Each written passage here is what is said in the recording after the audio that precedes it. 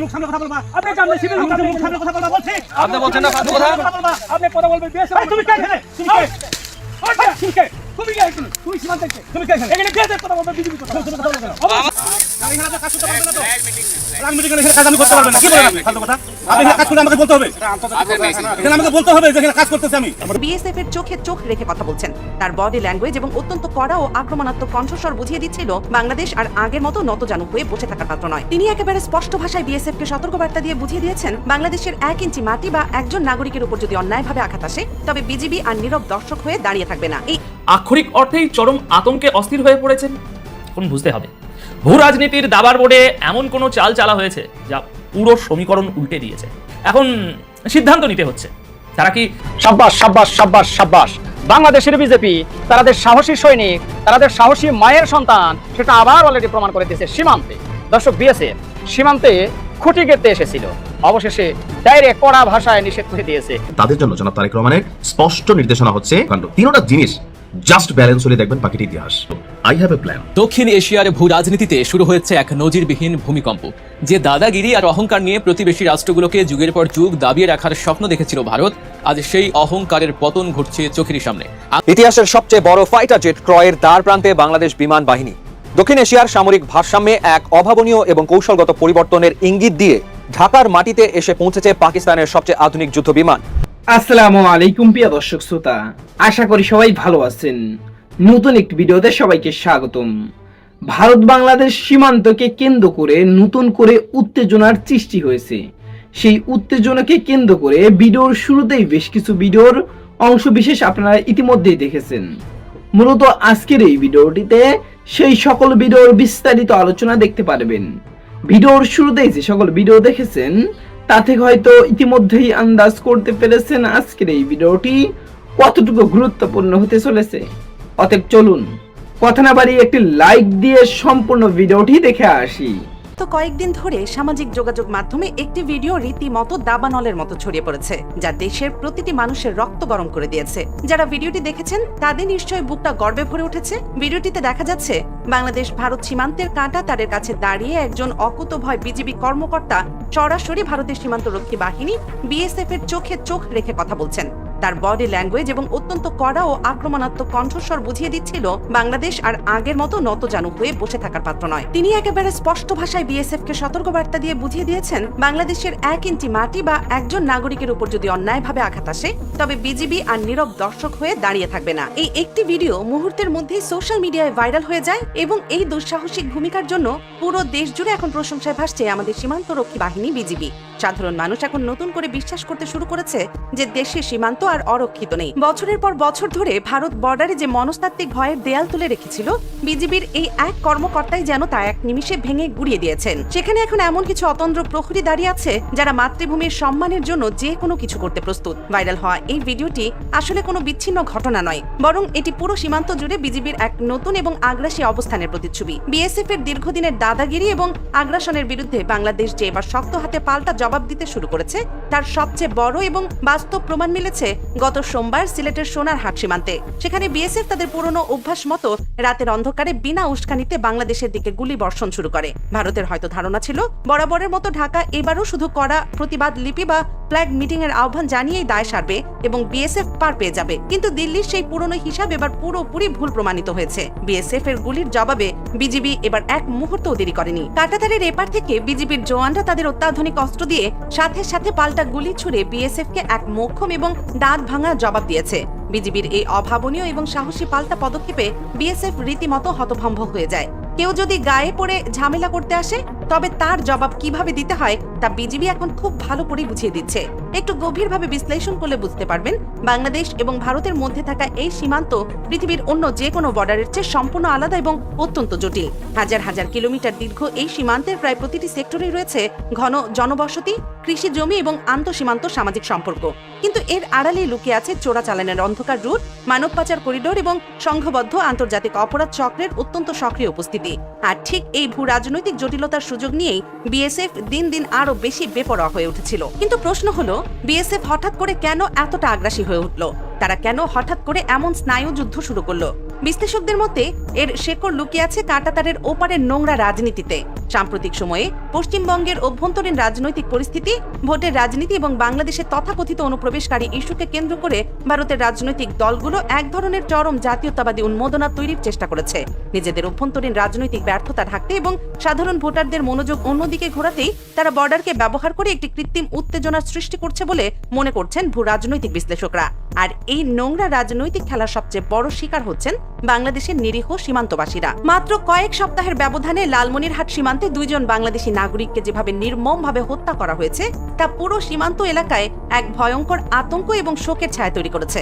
সবচেয়ে মর্মান্তিক ঘটনাটি ঘটে গত 14ই মে ভোরে হাতীবান্ধা উপজেলার বনচৌকি সীমান্ত এলাকায় মোহাম্মদ খাদিমুল ইসলাম নামে এক তরুণ যুবককে অত্যন্ত নির্মমভাবে গুলি করে হত্যা করে বিএসএফ। একটি তরতাজা প্রাণকে কোনো ধরনের সতর্কতা ছাড়াই বুলেটে ঝাঁঝরা করে দেয়া হয়। এর ক্ষত শুকাতে না শুকাতেই আমরা দেখতে পাই আরেকটি নির্মম হত্যাকাণ্ড। এর ঠিক আগে গত 8ই এপ্রিল পাটগ্রাম সীমান্তে একইভাবে বিএসএফ এর ট্রিগার হ্যাপি জওয়ানদের গুলিতে নিহত হন আলী হোসেন নামে আরেকজন নিরীহ বাংলাদেশি নাগরিক। একের পর এক এই হত্যাকাণ্ডগুলো শুধু যে আন্তর্জাতিক আইনের চরম লঙ্ঘন তা নয়, এটি মানবাধিকারের এক চরম অবমাননা। কথায় কথায় মানবাধিকারের বুলি আওড়ানো আন্তর্জাতিক সম্প্রদায়ও আজ ভারতের এই আগ্রাসনের সামনে রহস্যময় কারণে একেবারে নিশ্চুপ।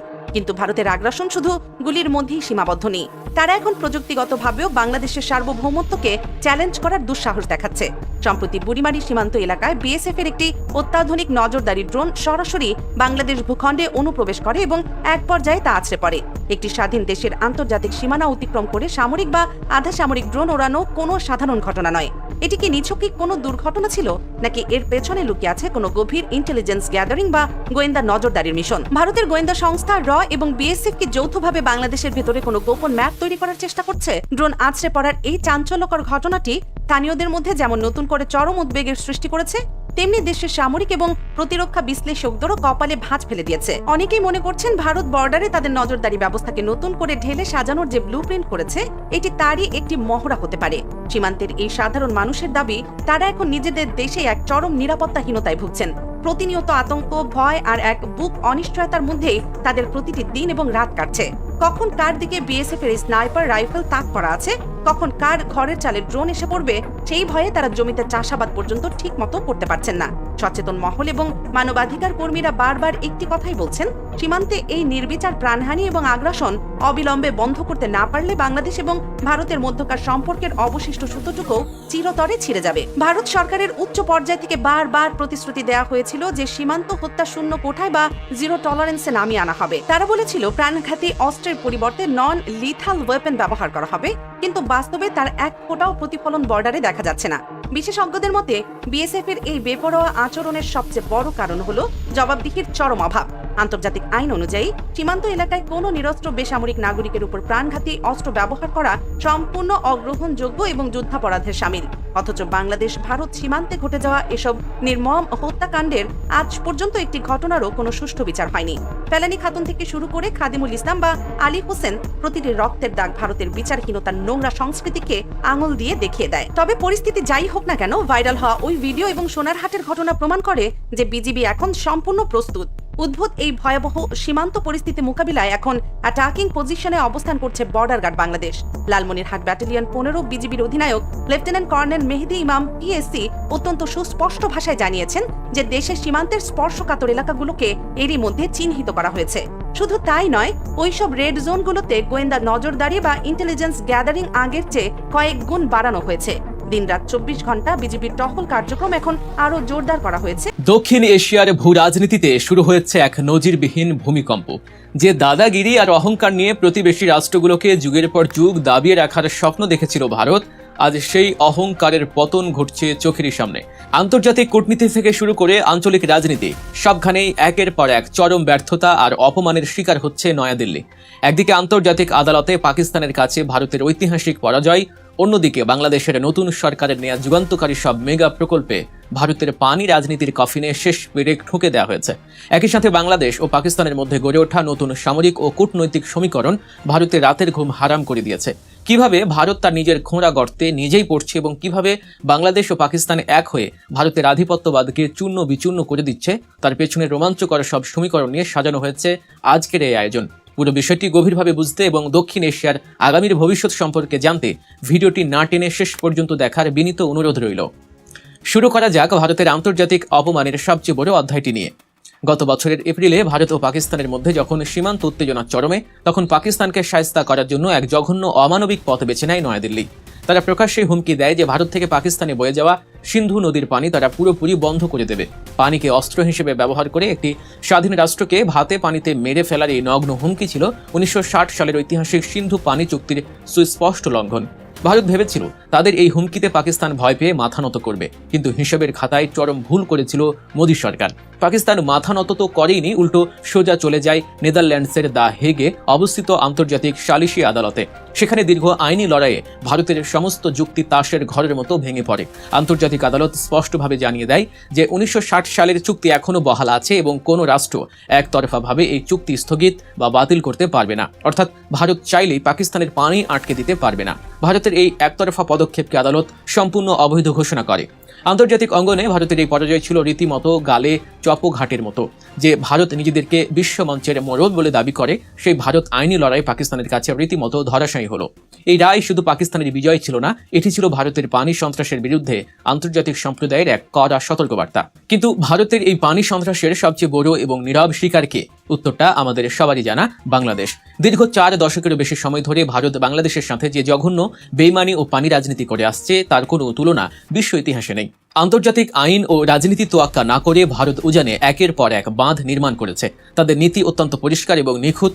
শুকনো মৌসুমে যখন বাংলার কৃষকের এক ফোঁটা পানির জন্য হাহাকার ওঠে, তখন ভারত তাদের সব গেট বন্ধ করে দিয়ে বাংলাদেশকে মরুভূমি বানিয়ে ফেলে। আর বর্ষাকালে যখন অতিরিক্ত পানির চাপে তাদের নিজেদের বাঁধ ভেঙে যাওয়ার উপক্রম হয়, তখন কোনো পূর্ব নোটিশ ছাড়াই সবগুলো গেট একসাথে খুলে দেয়। ফলে অকাল বন্যায় ভেসে যায় বাংলাদেশের হাজার হাজার গ্রাম, নষ্ট হয় লাখো হেক্টরের ফসল, তলিয়ে যায় মানুষের বসত বাড়ি। তিস্তা ও ফারাক্কা ব্যারেজ দিয়ে বাংলাদেশের বুকে যে ক্ষত ভারত সৃষ্টি করেছে, তা এদেশের মানুষ কোনোদিন ভুলবে না।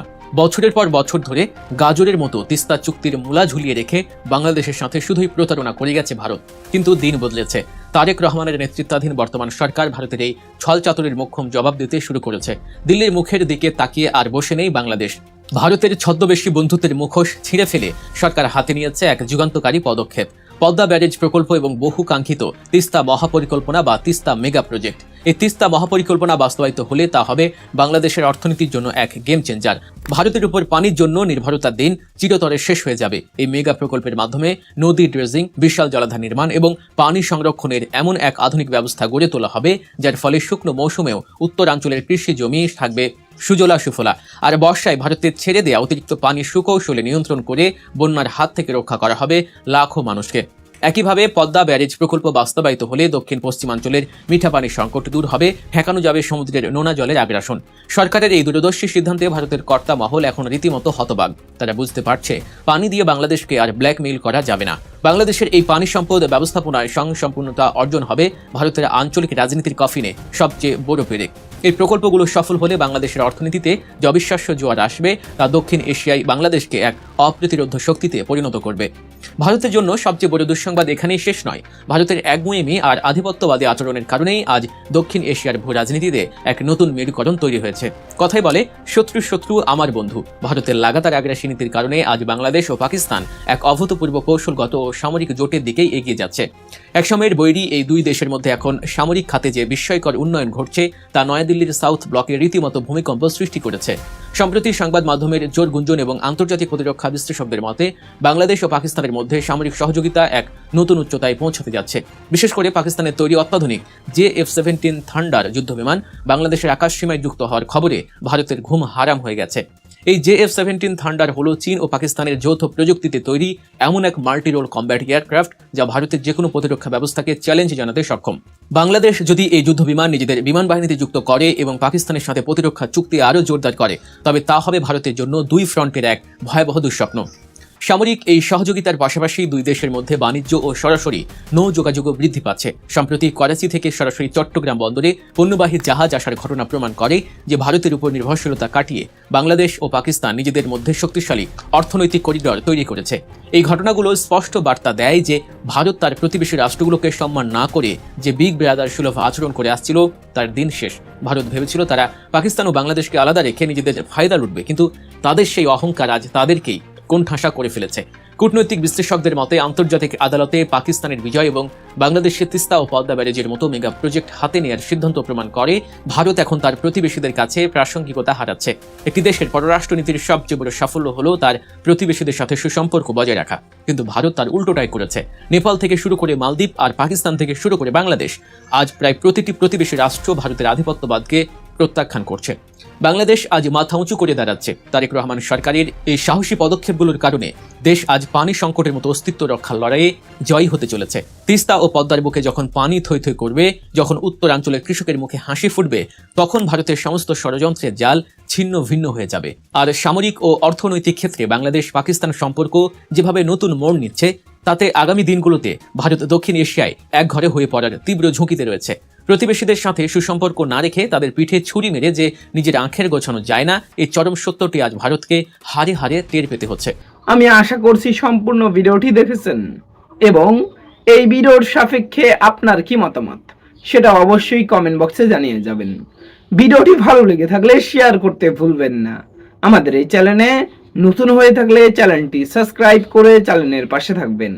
আর যারা ইতিমধ্যেই চ্যানেলটি সাবস্ক্রাইব করেছেন তাদেরকে অসংখ্য ধন্যবাদ। দেখা হবে নতুন কোনো ভিডিও নিয়ে। ততক্ষণ সবাই সুস্থ থাকবেন। আল্লাহ হাফেজ।